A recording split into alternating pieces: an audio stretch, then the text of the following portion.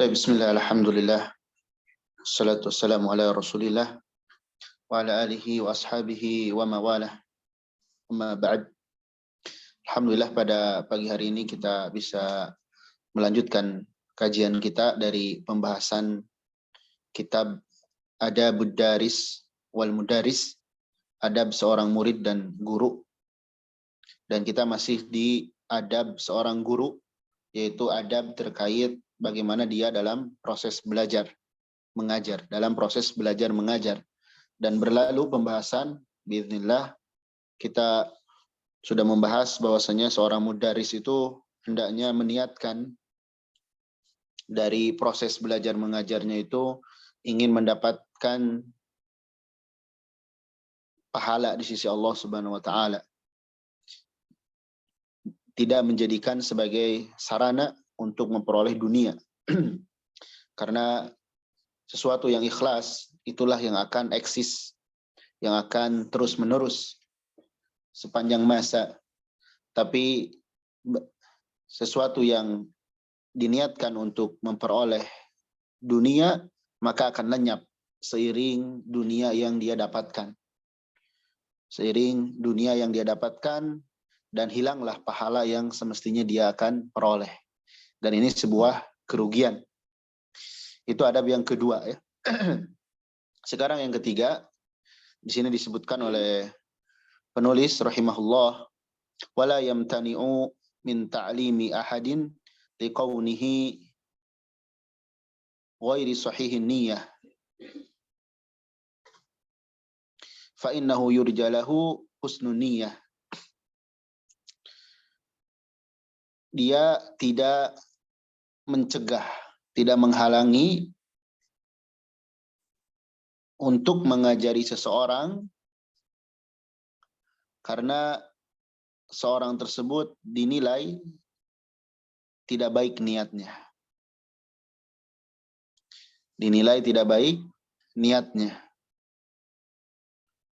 Kenapa? Karena sesungguhnya orang tersebut diharapkan akan bisa memperbaiki niat. Jadi seorang guru ketika melihat murid yang ingin belajar kepadanya, maka hendaklah berikan kesempatan. Untuk mendapatkan faidah dari dirinya. Walaupun nampak pada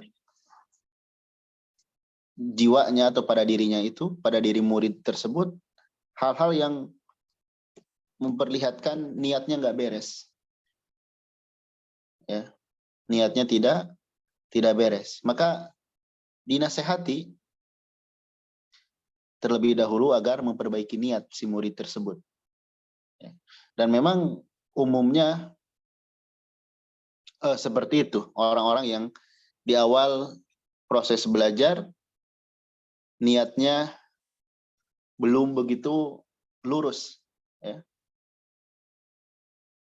Jadi seorang guru itu berikan kesempatan kepada orang yang mau belajar. Kecuali kalau setelah dinasehati dan sebagainya, dan masih nampak seperti itu, maka boleh dia memasukkan murid itu ke dalam majelis yang umum. Karena sebagaimana yang diketahui, sebuah majelis itu ada dua. Ada majelis umum, ada majelis khusus. Ya. Majelis umum itu seperti misalnya tabligh akbar, ya, atau daurah-daurah. Nah, kalau yang di majelis umum seperti itu, seorang guru harus lebih ahlan lagi, lebih mempersilahkan lagi. Silakan yang mau hadir. Nggak masalah kalau itu majelis umum. Ya. Adapun di majelis khusus yang memang misalnya di kelas, ya, atau terbatas yang hadirnya, nah itu perlu orang-orang pilihan, karena tidak sedikit juga para penuntut ilmu itu yang dia cuman mau mencoba aja belajar, setelah itu baru sekali tinggalin dan sebagainya. Ini perlu diingatkan seorang murid. Tapi pada asalnya seorang guru itu jangan menghalangi orang yang mau belajar. Tinggal dia bisa memposisikan di mana murid ini ditempatkan. Apakah di majelis umum atau di majelis khusus. Taib.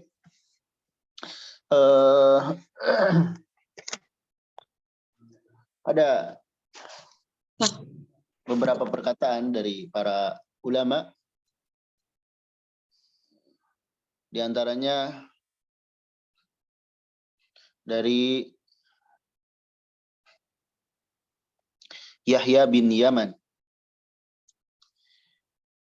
Beliau tidak pernah mendengar Sufyan Ats-Tsauri atau Sufyan Ats-Tsauri mencela seorang murid, mencela sebuah ilmu dan mencela para penuntutnya.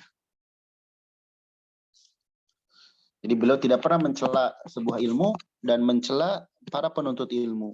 Bahkan ada yang mengatakan kepada beliau, mereka itu nggak punya niat yang lurus, niat mereka itu keliru.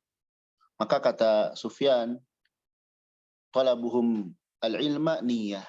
Mereka sudah mau belajar pun itu ada niat mereka, punya niat yang baik diharapkan seperti itu. Ya. Jadi pada asalnya seorang guru itu tidak boleh menghalangi seorang murid untuk belajar. Ya. Tinggal tadi menempatkan murid itu di mana. Apakah di majelis umum atau di majelis khusus. Dan seorang murid juga harus dalam belajar itu jangan coba-coba. Ya. Atau untuk berbangga. Ada seorang murid itu belajar ke sini coba-coba saja. Atau untuk berbangga, saya muridnya Fulan, saya muridnya Syekh Fulan. Itu hal yang tidak baik. Yang paling penting dari majelis itu kita istifadah, mengambil faidah, nambah ilmu, nambah iman, nambah amal. Itu yang diharapkan, bukan saya bermajelis di sini, bahas di sini dan sebagainya. Taib. Kenapa tidak boleh seperti itu? Karena dia masih diharapkan niatnya bisa benar. Ya, bisa benar. Niatnya bisa benar. Karena apa? Karena keberkahan ilmu. Karena keberkahan ilmu. Misal ya, seorang itu niatnya keliru. Tapi dia duduk belajar ilmu tauhid misalnya, ilmu hadis dan yang lainnya. Ya. Maka ketika dia mendengar faidah dari bahasan-bahasan yang disampaikan, diharapkan niatnya jadi bagus. Niatnya jadi bagus. Dan kata para ulama, bisa jadi pengaruh dari ilmu yang disampaikan tidak nampak saat itu, tapi pengaruhnya ada di kemudian. Pengaruhnya ada di kemudian. Jadi jangan dihalangi orang yang mau belajar karena bisa jadi dia diharapkan niatnya jadi benar. Kemudian warubama dan terkadang asura fi katsirim minal mubtadi'ina tashihun niyah. Terasa sulit bagi kebanyakan para pemula untuk memperbaiki niat. Nah, ini sebab yang kedua.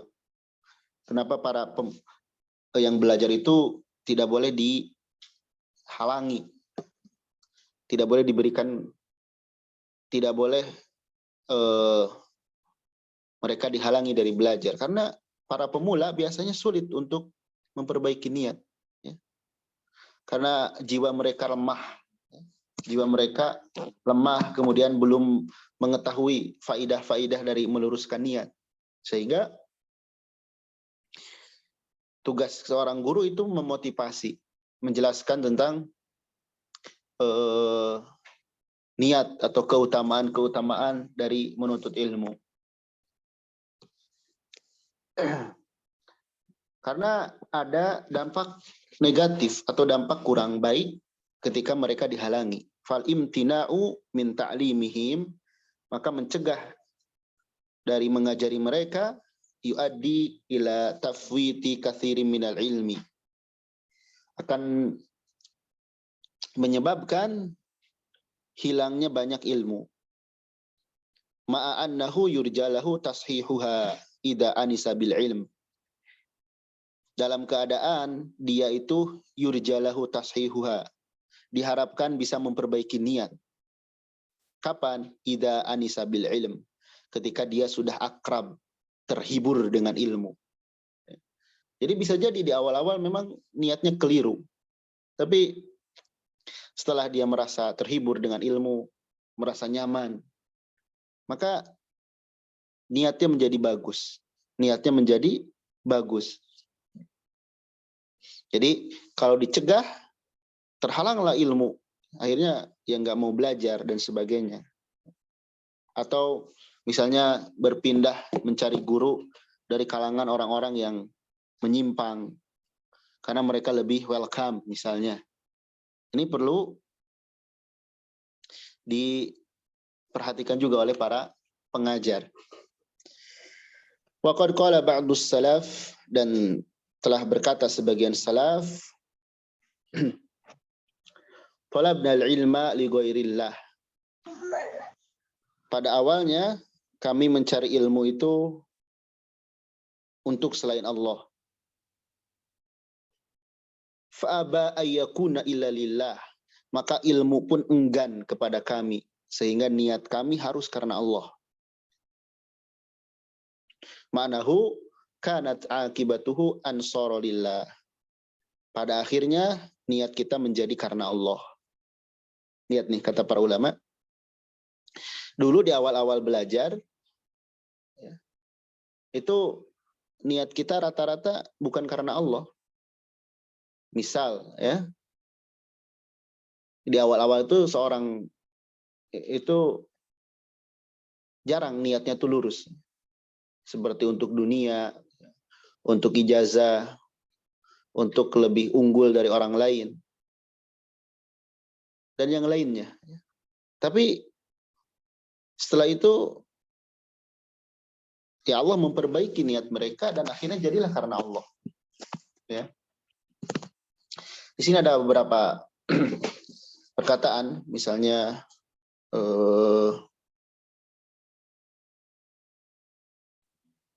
perkataan Imam Az-Zahabi rahimahullah, sebagaimana yang beliau bawakan di Siyar A'lamin Nubala. Kata beliau, ya, umumnya seorang itu menuntut ilmu, yang mendorong dia itu adalah cinta kepada ilmu. Awalnya hanya sekedar cinta kepada ilmu dan ingin menghilangkan kebodohan. Kemudian senang dengan aktivitasnya itu. Dan di awal itu dia tidak tahu tentang wajibnya ikhlas dan wajibnya niat yang jujur.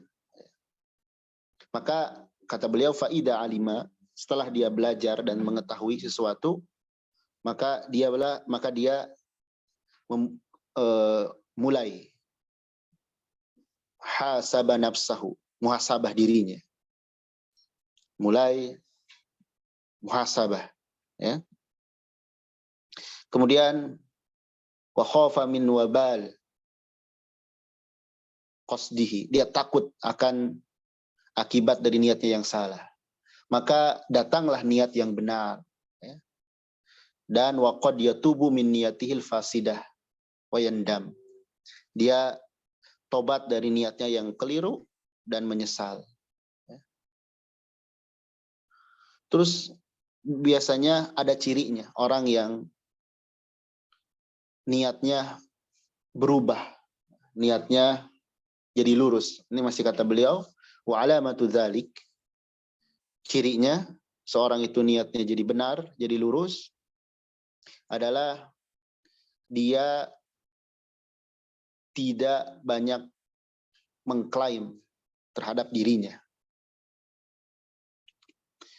Kemudian tidak senang terlihat, tampil, tidak senang hal tersebut.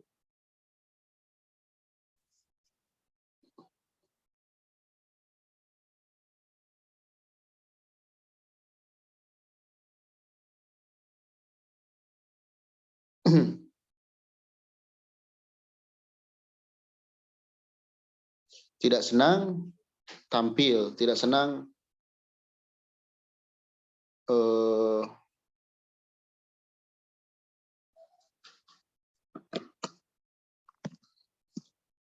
mengklaim dirinya, ya. Kemudian tidak senang mengklaim banyaknya ilmu. Jadi hilang rasa-rasa hal tersebut. Maka itu diantara tanda niatnya sudah membaik. Karena hal-hal yang tadi disebutkan, misalkan mengklaim terhadap diri, juga senang ditampil dan sebagainya, itu alamat niat yang perlu diperbaiki. Ya.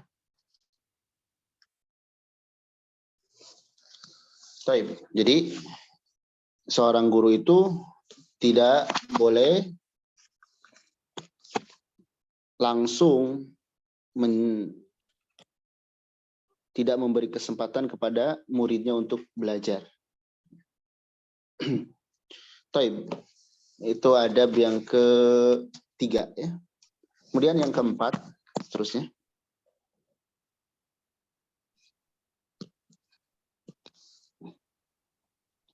Wayam bagi dan selayaknya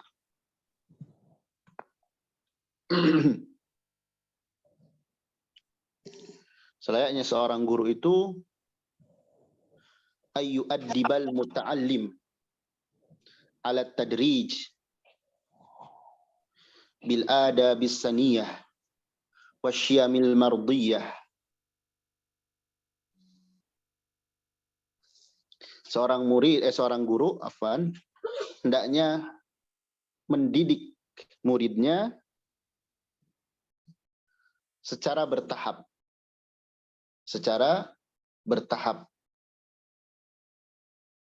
Ya. Dengan adab-adab yang luhur dan sifat-sifat yang baik yang diridhoi. Ya. Jadi seorang guru itu hendaklah dalam pelajarannya bukan hanya menyampaikan ilmu, tapi menyampaikan tentang adab, mentarbiyah.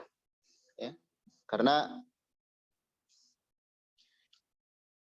adab itu sebagaimana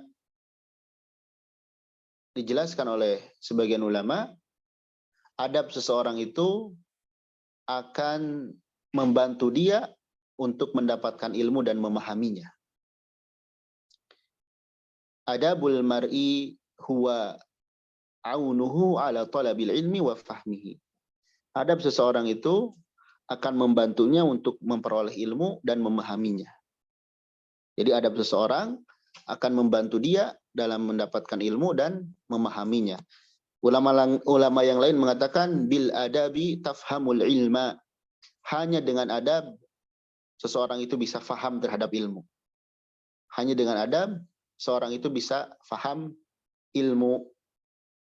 Sehingga dari ungkapan ini pentingnya seorang pengajar memberikan perhatian terhadap adab dan akhlak di tengah-tengah pelajarannya.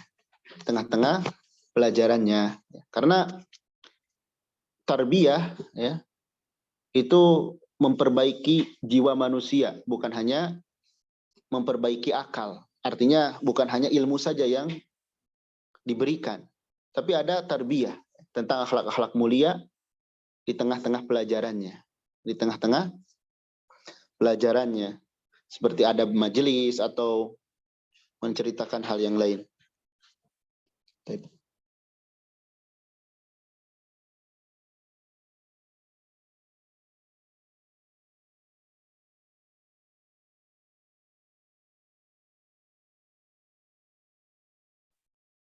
Bang Ustadz, mic-nya tertutup Ustadz.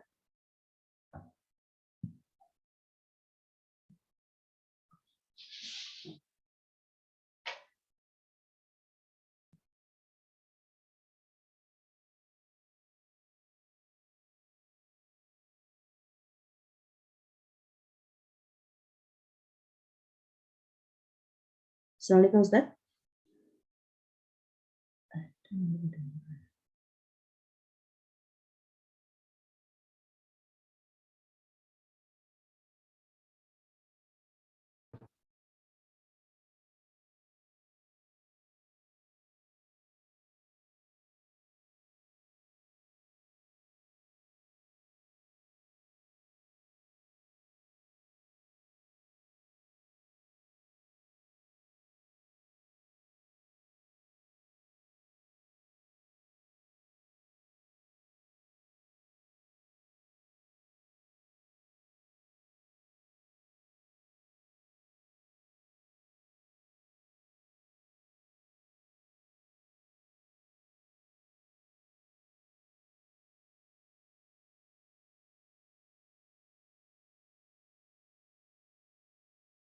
Jazakumullah khairan.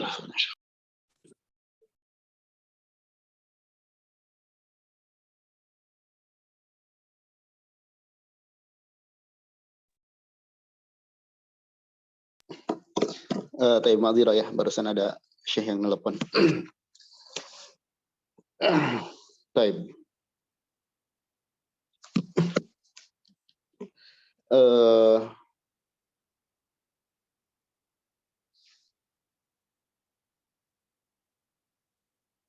Tadi sampai ke tarbiyah ya.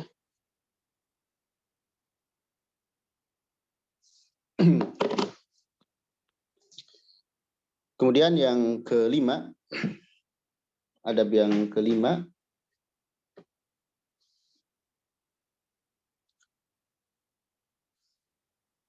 yaitu wa yuhadriduhu ala al-ikhlas wal qasdi wa husni niyyah. Seorang guru hendaknya memotivasi agar ikhlas, wasidqi wa husni niyyah, dan jujur, juga memperbaiki niat. Jadi bukan hanya gurunya saja yang berusaha memperbaiki niat, tapi juga guru tersebut memotivasi, mendorong muridnya agar seperti itu juga. Ya, karena terkadang ya semua orang ya, kita sama lupa akan hal ini. Padahal kita ini butuh ya, untuk selalu mengecek niat kita. Niat itu tempatnya dalam hati, dan hati itu bolak-balik. Kalau kita tidak saling mengingatkan untuk ikhlas, ya sudah, nanti banyak hal-hal yang menyimpang. Ya. Banyak hal-hal yang kita bisa jadi berbelot. Ya. Juga jangan seorang murid itu kemudian dimotivasi terlalu berlebihan dengan perkara-perkara dunia. Ya. Makanya kata para ulama, kenapa menuntut ilmu itu mulia? Karena balasannya surga. Kenapa menuntut ilmu itu mulia? Karena balasannya surga, itu kepastian. Tapi kalau menuntut ilmu untuk dunia, bisa dapat, bisa enggak. Bisa dapat, bisa enggak. Bukan berarti kita tidak boleh mempelajari perkara dunia. Ya. Tapi kalau belajar agama, jangan digiring ke arah sana. Kamu seperti ini, nanti seperti ini. Ya. Tapi motivasi, dorong murid kita agar selalu mengikhlaskan niat. Mengikhlaskan niat, jujur terhadap niat, ya, terhadap ikhlas, agar bisa mendapatkan kebaikan. Ya. Itu yang kelima. Kemudian yang keenam, wayam bagi Dan selayaknya ayyuraggibahu, seorang guru itu menyemangati fil ilmi, terhadap ilmu. Wa yudzakkirahu bifadailih, dan mengingatkannya, menyebut-nyebutkan keutamaan ilmu. Wa fadailil ulama, dan keutamaan-keutamaan para ulama. Jadi seorang guru hendaklah memotivasi tentang ilmu. Kemudian ingatkan keutamaan-keutamaan ilmu dan keutamaan-keutamaan para ulama. Ya. Jadi di sini seorang guru hendaklah memotivasi orang lain atau dirinya atau muridnya agar semangat belajar dengan menyebutkan keutamaan-keutamaan ilmu. Karena diharapkan dengan seperti itu semangatnya meningkat. Ya. Sebutkan keutamaan ilmu itu, Allah akan mengangkat derajatnya di dunia dan di akhirat. Ilmu itu akan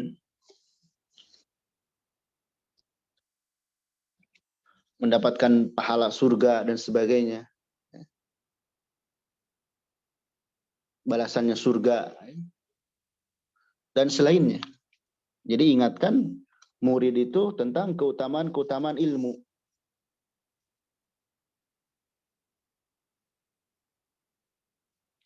Di sini dibawakan ada beberapa perkataan para ulama terhadap hal ini, yakni kita atau seorang guru itu hendaknya memotivasi untuk memperoleh ilmu.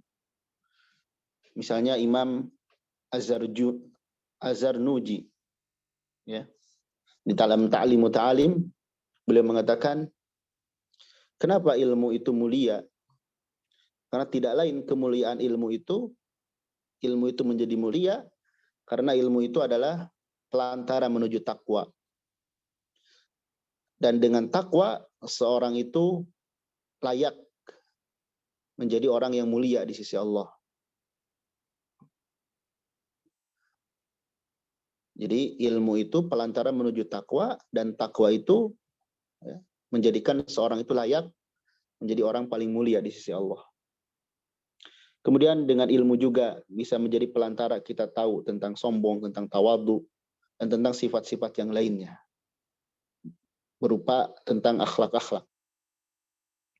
Kemudian Al-Imam Ibnul Qayyim rahimahullah berkata juga, semua sifat yang terpuji, yang Allah puji kepada seorang hamba di dalam Al-Quran, itu semuanya adalah buah dari ilmu.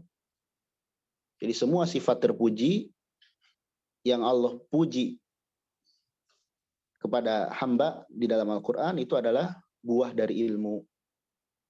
Dan semua celaan yang Allah cela itu adalah buah dari kebodohan.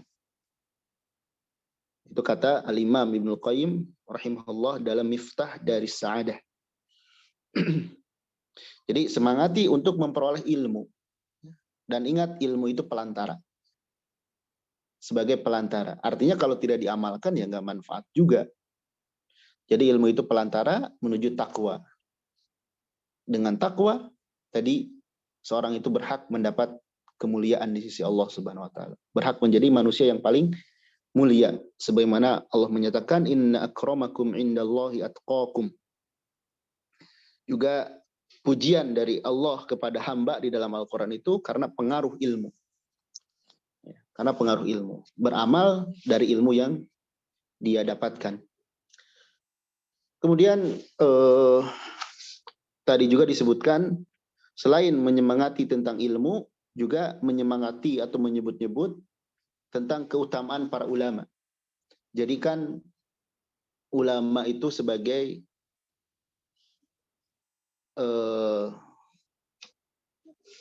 tauladan dalam belajar. Kita lihat bagaimana dulu para nabi. Nabi Musa alaihissalam, padahal beliau sekelas nabi, beliau tetap belajar. Ketika Allah menyuruhnya untuk belajar, beliau datang ke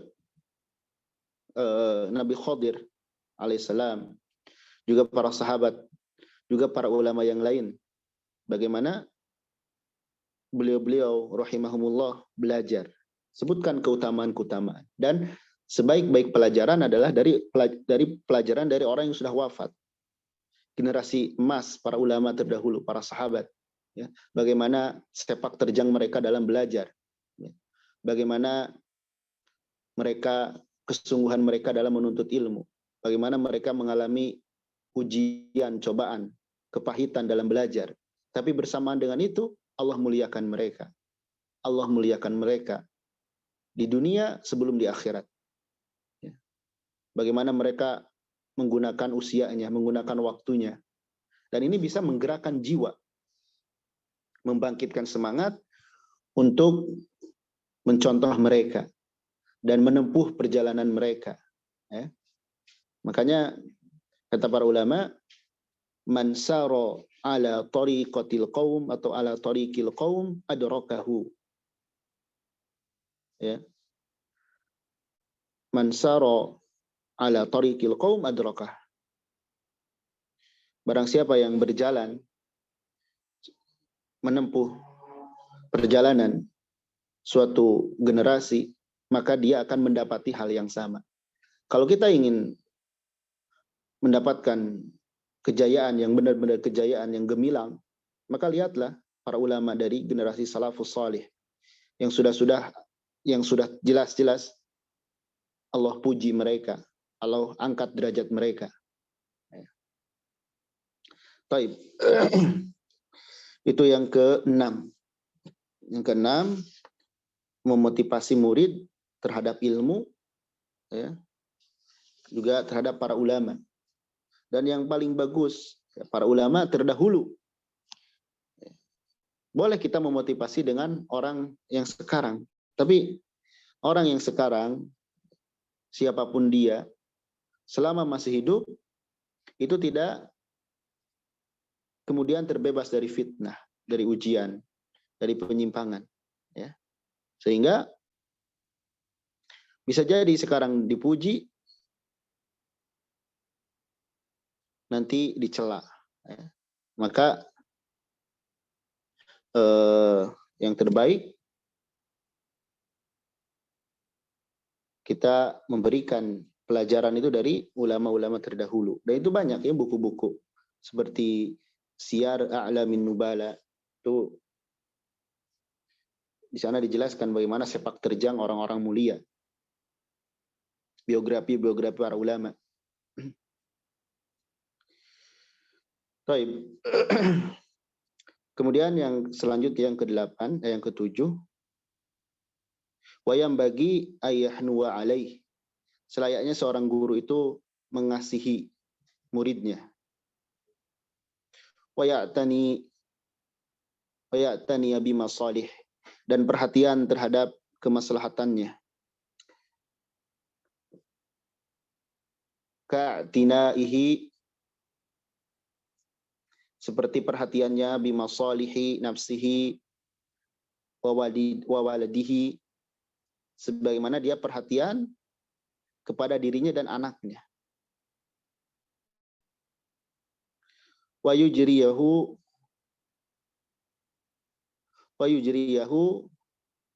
mujra waladih, dan dia memperlakukan muridnya itu sebagaimana dia memperlakukan anaknya. Fisafqah alaih, dalam hal menyayanginya. Wal ihtimami bimasalihih, dan perhatian terhadap kemaslahatan-kemaslahatannya. Jadi seorang guru hendaknya memperhatikan muridnya itu sebagaimana dia memperhatikan dirinya dan anaknya, dan memperlakukan seperti anaknya dalam hal menyayangi, ya. Kemudian memperhatikan kemaslahatan-kemaslahatannya. Karena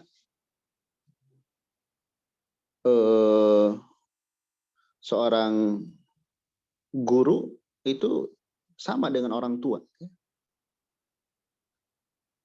dan memiliki hak yang sama. Sehingga seorang guru pun bukan hanya dia ingin dihormati oleh muridnya, tapi dia pun harus memperhatikan muridnya. Sebagaimana dia memperhatikan anak, berkasih sayang, perhatian terhadap kondisinya, keadaannya. Maka dengan seperti ini, hubungan pengajar dan pelajar itu akan berada dalam ukhuwah yang kuat. Karena masing-masing memperhatikan kebaikan buat masing-masing yang lain. Ya. Jadi seorang guru hendaknya perhatian kepada muridnya, kepada keadaannya, dan memperlakukan muridnya itu seperti anaknya dalam hal kasih sayang tadi ya. Baik, itu yang ke-7. Kemudian yang ke-8,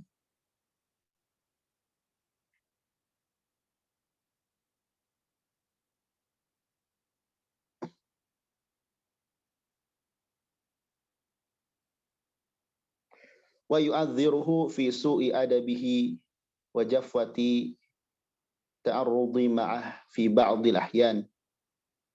Fa innal insan mu'arradun lin naqais. Hendaklah dia memberikan maaf pada buruk adabnya, keburukan adabnya, kekasaran yang menyertainya pada sebagian keadaan. Karena memang manusia itu ya tempatnya kekurangan. Yang muncul darinya banyak kekurangan. Jadi di sini di adab yang ke-8 ini seorang guru hendaknya juga berusaha memberikan uzur kepada muridnya. Ya. Memberikan uzur, memberikan maaf kalau muridnya kurang adab. Ya. Perlunya kesabaran. Ya. Dan seorang murid juga ketika dimaafkan oleh gurunya harus tahu diri. Bukan malah, wah ada guru saya mau baik. Akhirnya dia ngelunjak terus. Ini tidak baik. Ya. Jadi di satu sisi seorang guru itu harus banyak maklum kepada muridnya. Tapi muridnya juga harus sadar ketika gurunya memakluminya, berarti dia harus semakin berubah dari kelakuan buruknya. Bukan malah semakin ngelunjak. Ya. Seorang guru menasehati terlebih dahulu. Tapi kalau terus-terusan seperti itu, maka tidak ada kebaikan dari mempertahankannya. Bahkan akan merusak. Maka bisa jadi kita pindahkan ke majelis yang umum, atau kita wakilkan untuk mengajari dia orang lain. Yang jelas, kalau baru sekali dua kali melakukan kesalahan, maka seorang guru itu harus memaklumi muridnya. Dan seorang murid ketika dimaklumi oleh gurunya, hendaknya dia semakin baik, bukan semakin melunjak. Baik. Yang ke-9. Baik. Sebelum yang ke-9 ada nasihat yang baik dari Syekh As-Sa'di terkait hal ini. Kata Syekh Abdurrahman As-Sa'di rahimahullah di dalam kitab beliau Al-Fatawa As-Sa'diyah, kata beliau, wajib atas seorang guru untuk menasehati muridnya sesuai dengan atau dengan segala cara yang dia mampu. Di seorang guru hendaklah menasehati muridnya dengan cara yang dia mampu dan bersabar ketika murid itu belum memahaminya. Juga bersabar ketika murid itu tidak beradab, kasar.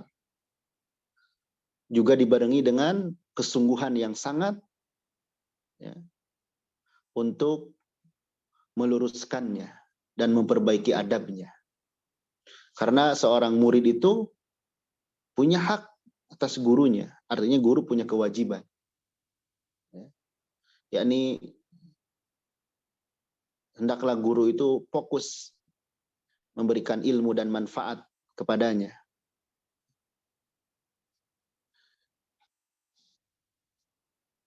Itu diantara nasihat dari Syekh Abdurrahman As-Sa'di, ya, agar seorang guru itu menasehati semampunya, bersabar atas kekurangan murid-muridnya dan terus memperbaikinya.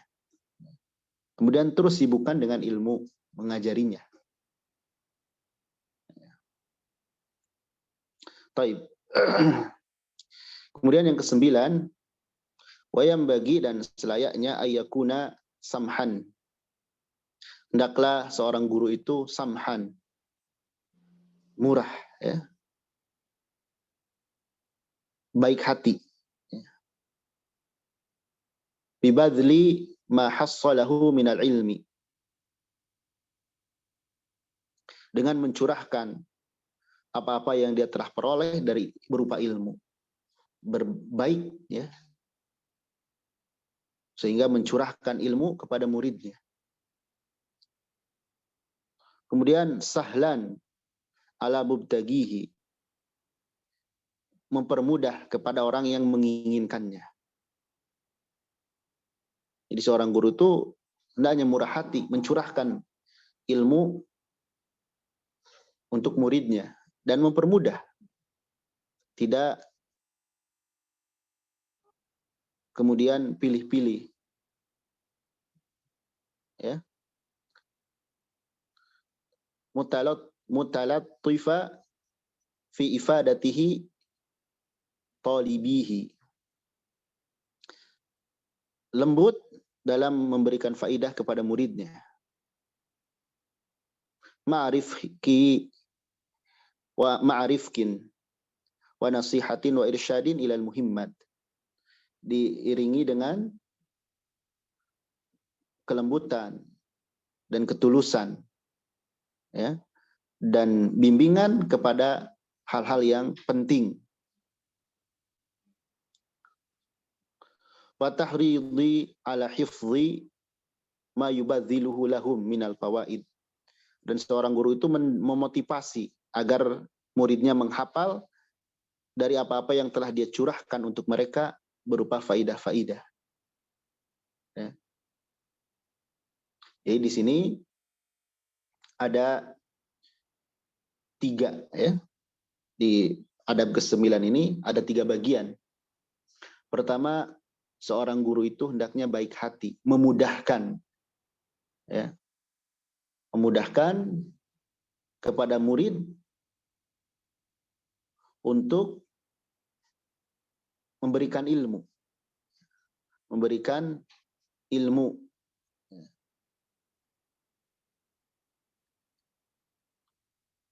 Tidak mempersulitnya, tidak mempersulitnya dengan lemah lembut, ya. Kemudian yang kedua, hendaklah seorang guru itu membimbing muridnya kepada hal-hal yang penting. Membimbing muridnya kepada hal yang penting. Lihat kemampuan murid, mana yang lebih dahulu diajarkan, mana yang dikesampingkan terlebih dahulu. Hal-hal yang penting dulu. Muhimmatul ilm. Apa-apa ilmu yang penting. Kalau kita berbicara ilmu yang penting, kita lihat di bab awal, ilmu yang paling wajib. Ilmu akidah, ilmu ibadah.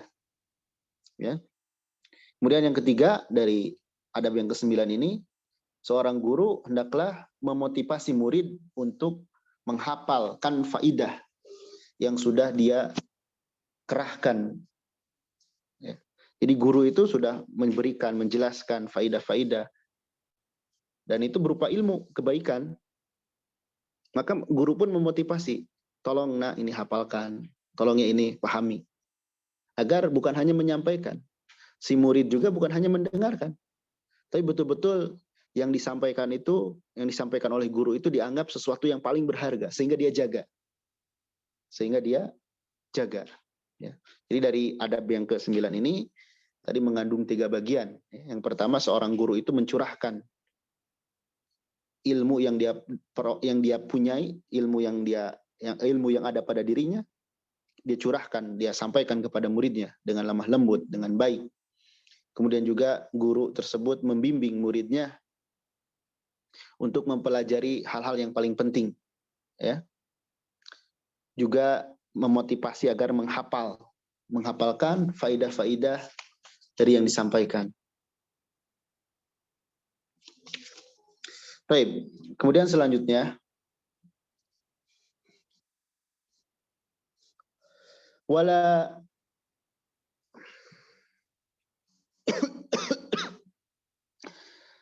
yudakhiru anhum min anwa'il ilmi syai'an yahtajuna ilaihi idza kana at-talibu ahlan lidzalik.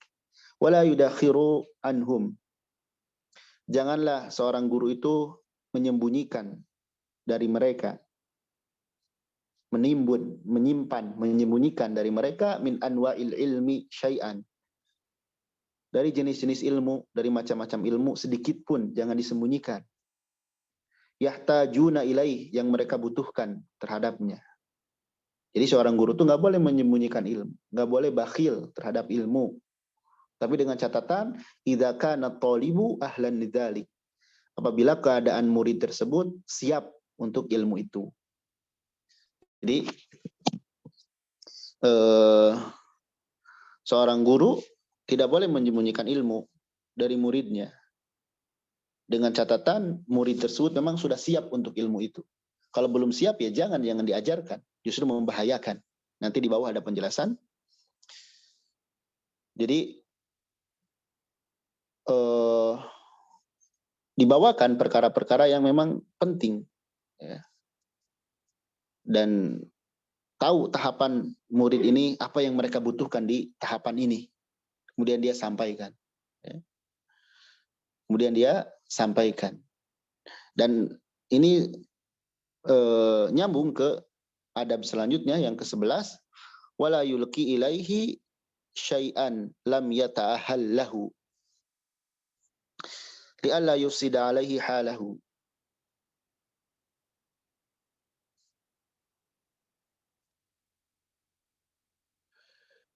Dan janganlah seorang guru itu menyampaikan kepada murid sesuatu yang belum layak baginya, agar hal tersebut tidak merusak keadaannya.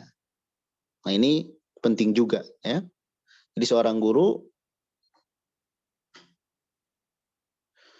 li'alla yufsida alaihi haluhu, agar keadaan tersebut tidak merusak, ya. Agar hal tersebut tidak merusak kondisi si murid itu.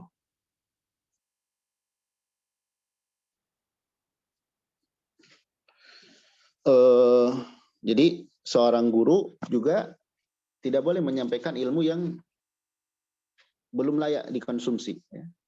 Karena murid itu ada tingkatannya, ada pemula, ada pertengahan, ada yang mahir. Ada mubtadi, ada mutawassit, dan ada mutamakkin. Mubtadi itu pemula, ada mutawassit itu pertengahan, dan ada mutamakkin yang memang sudah siap.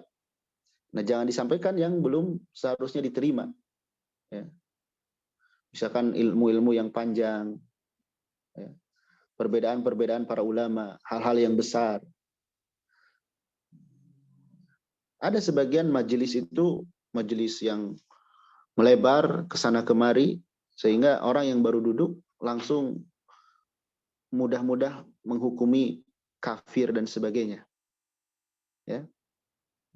Jadi sesuatu yang belum layak diterima jangan disampaikan, ya. Maka seorang guru itu hendaknya menjaga atau bisa mengkondisikan perbedaan dari kemampuan seorang muridnya. Mana yang perlu disampaikan, mana yang belum perlu, ya. Dan di sini ada nasihat juga dari Syekh Abdurrahman As-Sa'di rahimahullah. Kata beliau, hendaknya seorang guru itu memperhatikan terhadap kemampuan muridnya.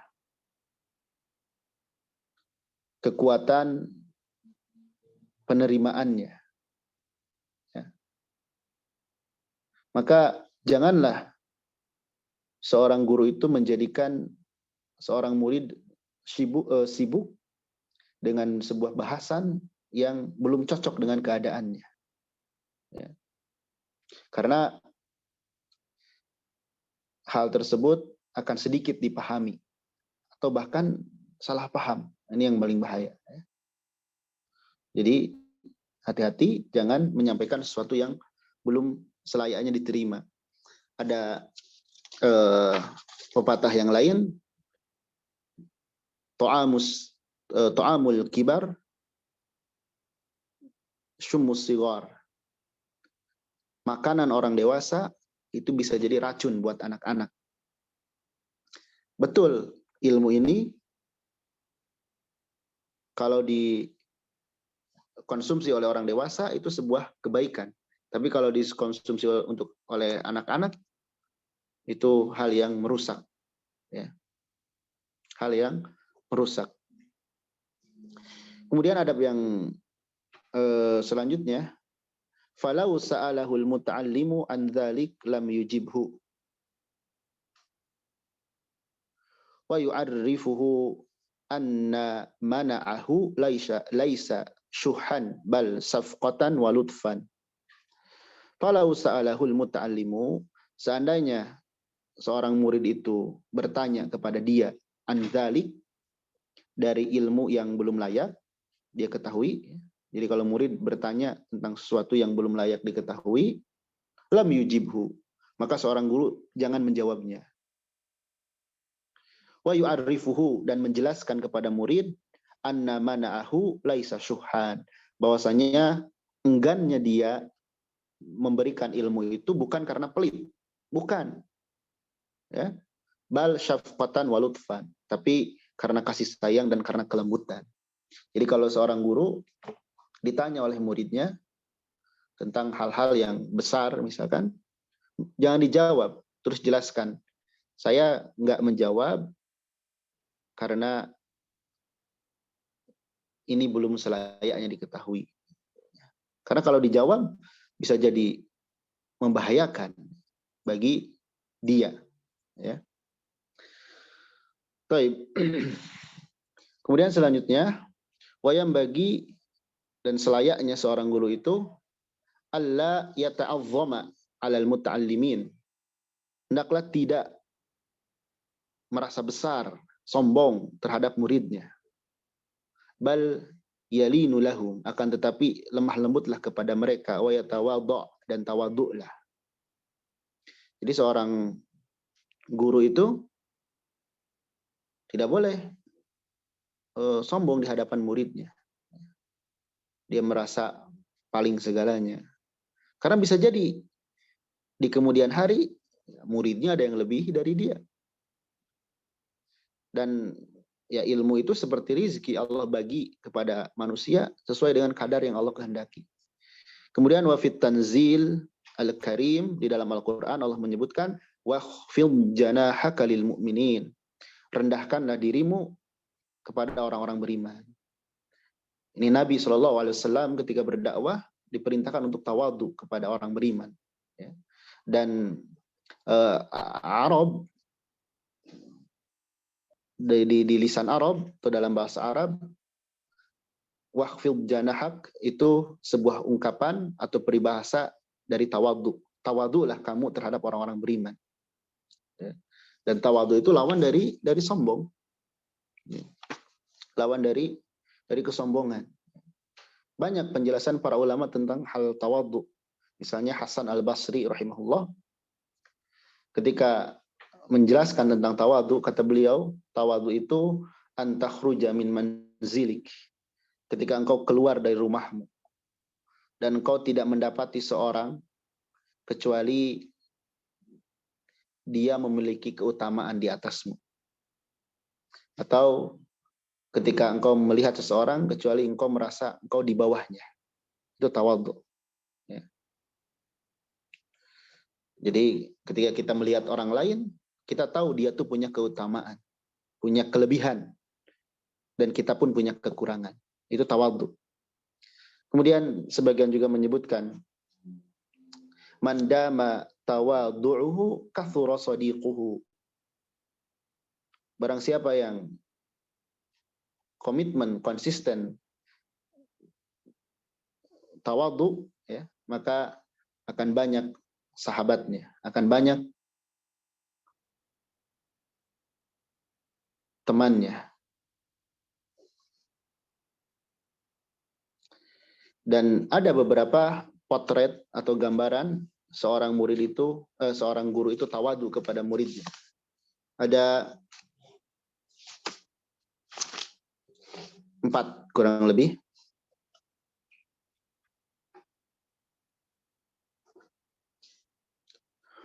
Yang pertama, seorang di antara potret ketawaduan seorang guru terhadap muridnya,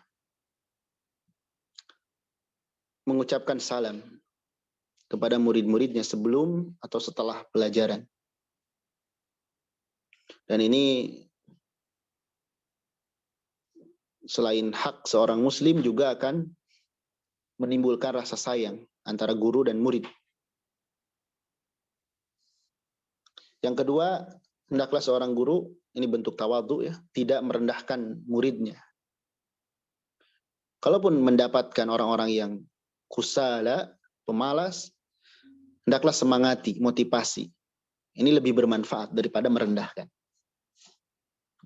Kemudian yang ketiga, menerima faidah atau saran nasihat dari muridnya. Dan senang ketika muridnya ada yang memberikan faidah yang lain. Ya. Kemudian yang keempat, menyambut baik ketika terjadi perbedaan pendapat dari muridnya.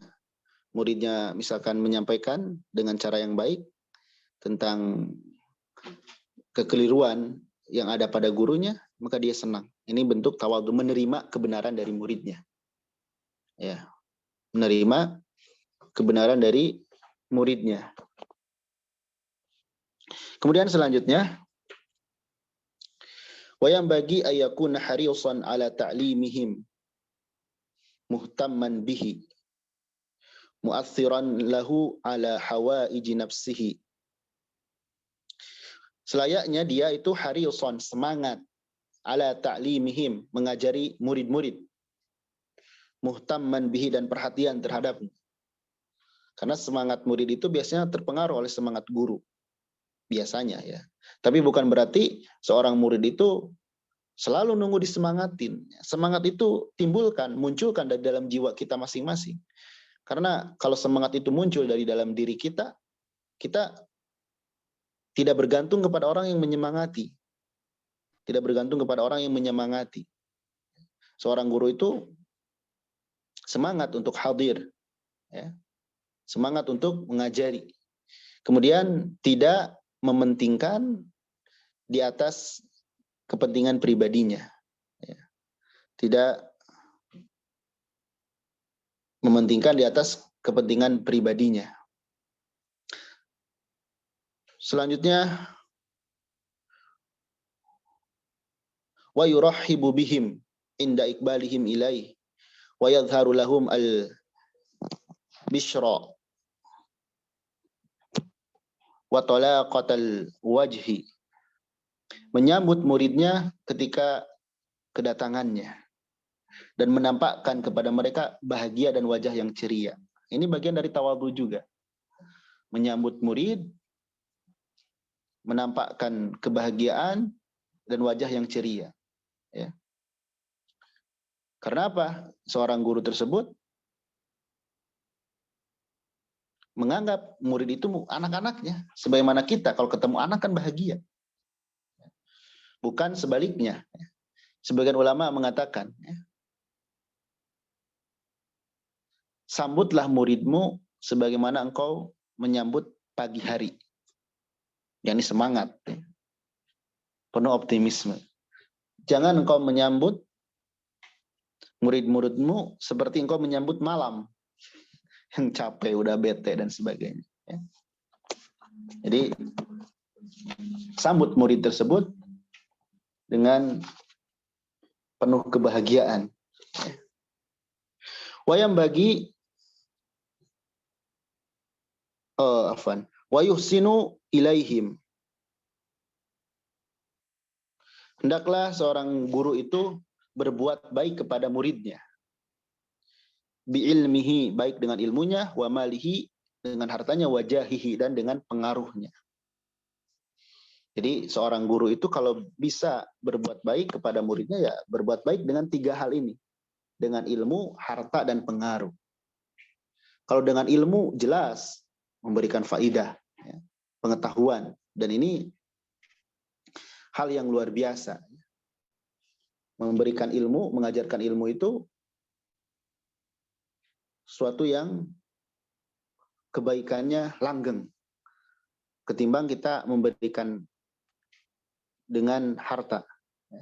Sehingga guru itu orang yang paling layak kita untuk berterima kasih kepadanya. Sebagaimana kepada orang tua. Kemudian berbuat baik dengan harta. Berbuat baik dengan harta kepada muridnya. Kalau kita melihat murid kita tidak mampu, ya kita bantu. Kita bantu. Ya. Jangan sebaliknya, diporotin muridnya. Ya. Tapi kita bantu. Juga misalnya berbuat baik dengan dengan kedudukan seorang guru. Misalnya dia seorang yang terpandang, dibantu menolong muridnya tersebut dalam urusan tertentu.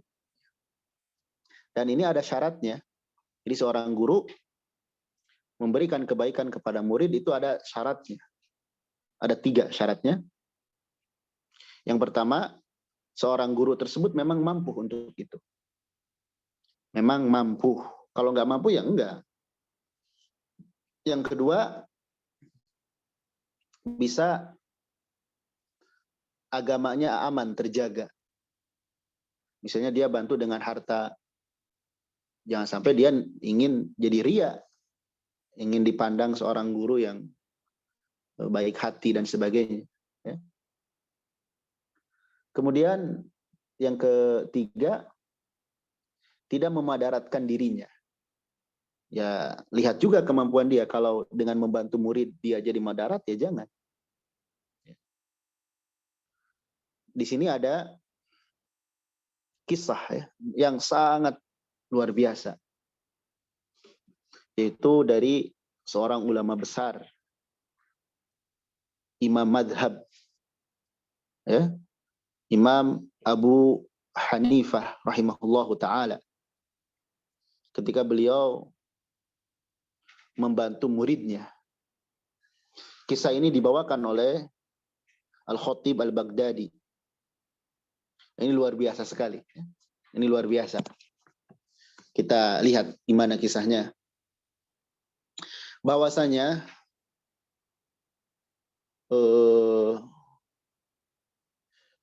Abu Yusuf, ini muridnya ya, murid Abu Hanifah, Abu Yusuf, itu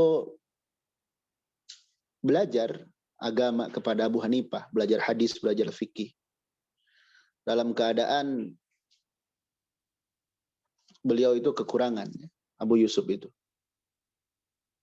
Maka suatu ketika bapaknya Abu Yusuf itu datang kepada Abu Yusuf dan berkata, "Ya bunai, atau ya bani, wahai anakku, kamu jangan menjulurkan kakimu dengan Abu Hanifah." Maksudnya jangan sering-sering duduk. Kalau Abu Hanifah tuh kehidupannya udah terjamin katanya. Sementara wa anta tahtaj ilal ma'ash. Kata bapaknya kepada Abu Yusuf, sementara engkau itu butuh penghidupan. Maka kata Abu Yusuf, aku pun sering nggak hadir di majelisnya Abu Hanifah.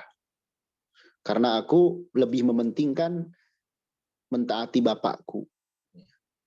Maka Abu Hanifah merasa kehilangan Abu Yusuf. Abu Yusuf ini di antara murid terbaik dan bertanya-tanya tentangnya. Ya. Kemudian setelah sekian lama nggak hadir, hadir lagi. Ditanyakan ya.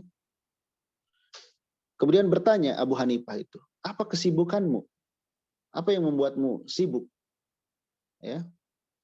Terus kata Abu Yusuf, asyuglu bil ma'ashi wa ta'ati walidi. Aku sibuk dengan usaha dan taat kepada orang tuaku. Jadi Abu Hanifah mendengar alasan Abu Yusuf jarang hadir di majelis itu. Coba apa yang dilakukan oleh Abu Hanifah.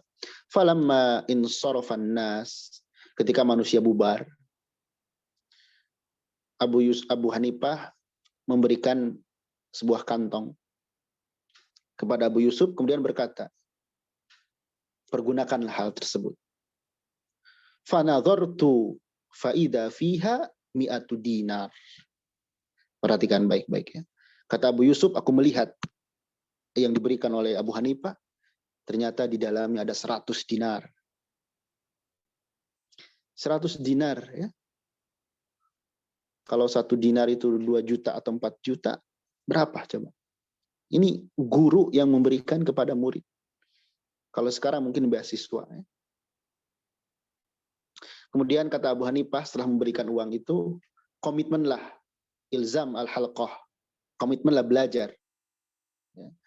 Dan kalau sudah habis uang ini, kabarkan kepadaku. Maka Abu Yusuf komitmen terus-terus belajar lagi. Terus setelah berlalu beberapa saat, beberapa hari, Abu Hanifah ngasih lagi 100 dinar. Ini luar biasa ya. Perhatian seorang guru kepada muridnya. Dan di sini pun seorang murid jika memang tidak mampu, itu jangan segan bilang ke gurunya, ya Ustadz, saya kondisinya seperti ini. Jangan malu. Ya. Asal betul, jujur, kita nggak mampu. Kecuali kalau mampu terus kita pura-pura nggak mampu. Nah ini bahaya. Tapi kalau betul nggak mampu, nggak masalah. Ya. Dan ini luar biasa kebaikan Abu Hanifah rahimahullah, memberikan bantuan kepada muridnya 100 dinar. Memberikan beasiswa, belajar, dan muridnya pun komitmen dengan belajar. Tidak kemudian setelah diberikan beasiswa, diberikan gratis, malah leha-leha. Nah, ini tidak amanah. Ya. Taib, wala yukhatib, seorang guru itu tidak boleh memanggil al-fadila minhum, yang utama dari muridnya, bismihi, dengan namanya. Bal bi kunyatihi, tapi dengan kunyahnya.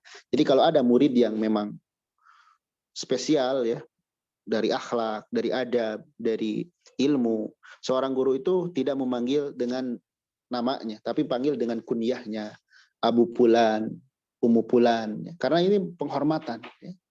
Jadi kunyah itu panggilan penghormatan, panggilan kehormatan, menghormati. Wayam bagi dan selayaknya seorang guru ayyatafaqqadahum, mengabsen mereka, memeriksa mereka, wasa'ala amman ghoba minhum, dan bertanya dari yang tidak hadir, dari yang gaib. Nah ini seorang guru hendaklah bertanya siapa yang nggak hadir, kenapa nggak hadir.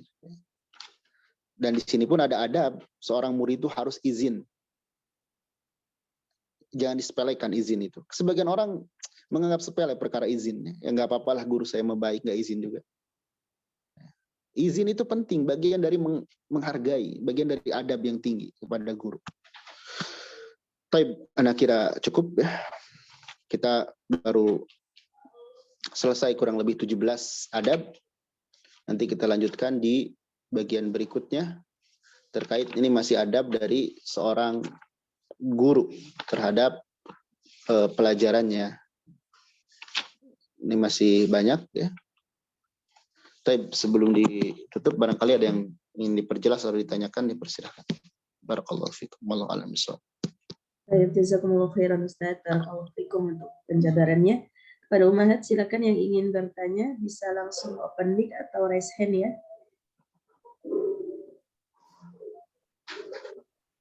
Ada yang ingin bertanya? Nampaknya cukup Ustaz.